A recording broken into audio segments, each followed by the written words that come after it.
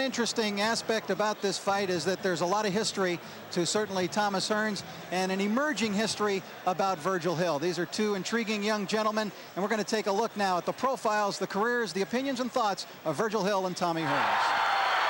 With a right uppercut that stuns Featherstone, knocks him onto the ropes. That's it. Virgil Hill defends his WBA light heavyweight title in the 5th round. The road to a major headline bout in Las Vegas has been a long one for Virgil Hill. He has been running down the dream of glory on a night when the sports world would focus in on him and a marquee opponent in a Las Vegas super fight. And finally, he's chased the dream down. But the run to glory began not in Las Vegas, but in North Dakota, the home for Virgil Hill. It is where he is trained, where he's fought, where he's grown into a hero, because it is where Virgil Hill began.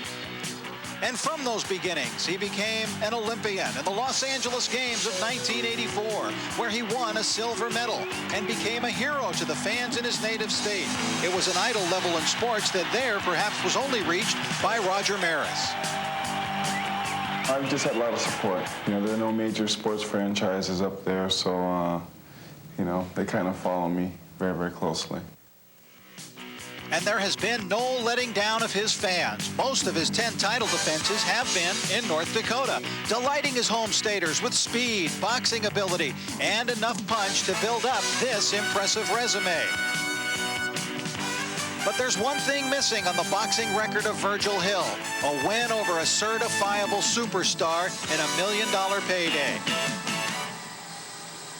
With an opponent like Thomas Hearns, he now gets the chance, which is why this training regimen has been so important. Hill considers himself a modern fighter who favors the modern techniques of training. And while not accepted by all in the boxing game, Hill uses high-tech training and believes that in a war of attrition with Thomas Hearns on a hot desert night, that high-tech training could be all the difference in the world. On June 3rd, I'll be ready, I promise. Steve Clevin, the guy that I work with, my physical therapist and strengthening coach and conditioning coach and stuff, has done extensive studies on boxers and stuff. I mean, he has workouts particularly for boxing, you know, for boxers and stuff. And he's trained, you know, a lot of good fighters, you know, starting out with Larry Holmes. So, you know, Larry was kind of like the guinea pig, so to speak. So, you know, he's done extensive studies on that. And, you know, we found where, you know, it's not important to be in the gym taking the pounding and the, you know, the physical part of boxing all the time, because, you know, boxers' careers are very, very short.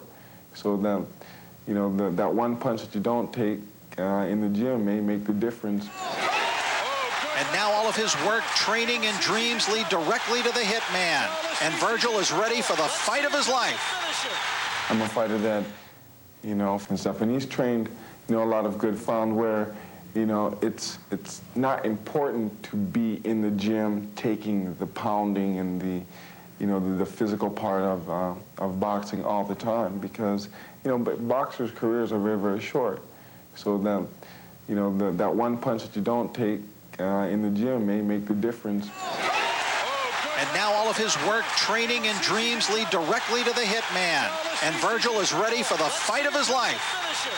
I'm a fighter that, you know, faced with, you know, a good opponent and someone that, you know, wants to come to win. I rise to the occasion. And so I think they'll see the best of Virgil Hill come June 3rd, definitely.